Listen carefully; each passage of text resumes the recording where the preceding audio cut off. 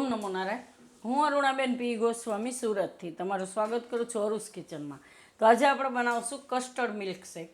તો એના સારું આપણે આ દૂધ લીધું છે 4 કપ અને 2 ચમચી મોટી કસ્ટર્ડ પાવડર લીધો છે આપણે, અને થોડીક આપણે મલાઈ લીધી છે 2 ચમચી જેટલી, અને કાજુ ને બદામ આપણે લીધા, થોડાક અંદર નાખશું થોડુંક ગાર્નિશ માટે, અને ખાંડ આપણે ટેસ્ટ પ્રમાણે જેવું મીઠું ખાતા હોય એટલી ખાંડ નાખવાની, થોડુંક આપણે કેસર લીધું છે.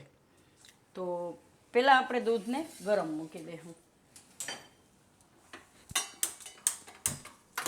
તો આમાં આપણે દૂધ બધું મૂકી દઈશું અને થોડુંક આપણે રાખશું કસ્ટર્ડને મિક્સ કરવા માટે.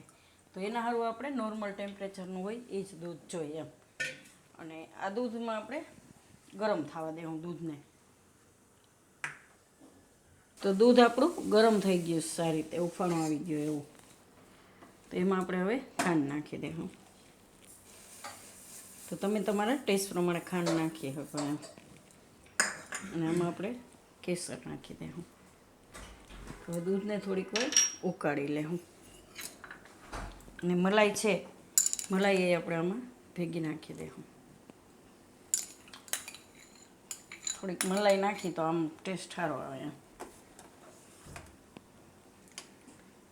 થોડીક વાર ઉકાળી લે, હું થોડુંક ઘાટું થઈ જાય એવું.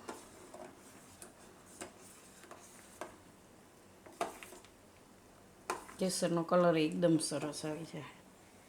તો આ ધીમે તાપે આપણે ઉકાળી લેવું. ત્યાં સુધીમાં આપણે આ કસ્ટર્ડ પાવડર છે એમાં આપણે નોર્મલ દૂધ નાખી અને મિક્સ કરી લેવું.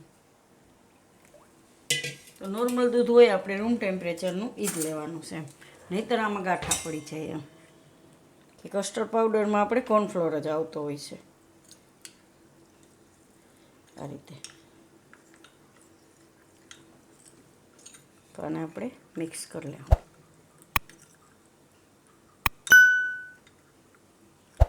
તો આપણે કસ્ટર્ડ પાવડર આ રીતે મિક્સ કરી લીધો.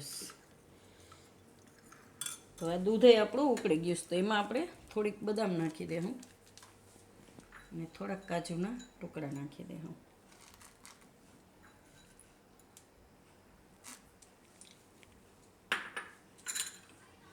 થોડુંક ઉપરથી ગાર્નિશમાં નાખશું. હવે આપણે આ કસ્ટર્ડ પાવડર આમાં નાખતા જાઉં ને મિક્સ કરતા જાઉં આ રીતે. થોડુંક વાસણ નાનું પડ્યું કા. તો બધું આપણે આ રીતે નાખી દઈશું. હવે આને હલાવતા રહેવું અને થોડીક વાર પકાવી લેવું.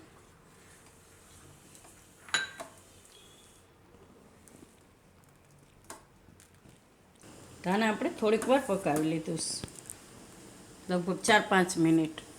વચ્ચે વચ્ચે આ રીતે હલાવતું રહેવાનું મીડિયમ ગેસ રાખીને, અને ટેસ્ટ કરી લેવાનું. તો ખાંડ થોડીક ઓછી લાગતી હતી તો મેં થોડીક નાખી. તમે તમારા ટેસ્ટ પ્રમાણે ખાંડ એમાં નાખી શકો એમ. તો આને આપણે હવે ગેસ બંધ કરી દઈશું અને આને પાછું કાઢી લેવું આપણે પોવાલામાં જ.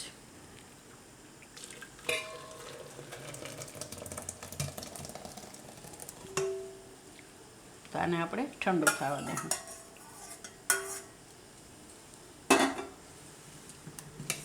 તો ઠંડુ કરી લેવું. તો આને આપણે ઠંડુ કરી લીધું છે. તો હવે સર્વ કરીશું. એમાં થોડીક બદામની કતરો નીચે નાખશું આપણે આ રીતે. અને તમારે બરફ નાખવો હોય તો બરફ નાખી શકો, અને આમનમ પીવું હોય તો આમનમ પી શકો. ને ફ્રીજમાં રાખીને ઠંડુ કરીને પીવું હોય તો એ રીતે તમે પી શકો એમ. તો ઉપરથી થોડીક આ રીતે બદામ નાખી દે હું કતરા. તો તૈયાર છે આપણું કસ્ટર્ડ મિલ્ક શેક. તો જો તમને મારી આ રેસીપી પસંદ આવી હોય તેને લાઇક કરજો, શેર કરજો, અને મારી ચેનલને સબસ્ક્રાઈબ કરજો, અને બેલ આઇકન દબાવવાનું ના ભૂલતા. અને કમેન્ટ કરીને કહેજો કે તમને કેવું લાગ્યું આ કસ્ટર્ડ મિલ્ક શેક. અને આજે આપણે અમારા એક સબસ્ક્રાઈબર છે જે રાજકોટથી આવ્યા છે, તો એમાં હું ને તો અહીંયા મને મળવા માટે આવ્યા છે. અહીંયા આવ્યા તો એમના રિલેટિવ અહીંયા રહેતા હશે, તો એમને મને જોઈ હશે તો ઓળખી ગયા, તો એ મને અહીંયા મળવા માટે આવ્યા છે. હાલો એક ફોટો પાડી લે, એમાં શું હવે શરમ શું આવે. તો આ રાજકોટથી આવ્યા છે ને અહીંયા સ્પેશિયલ મળવા આવ્યા છે એમ. તમારું નામ?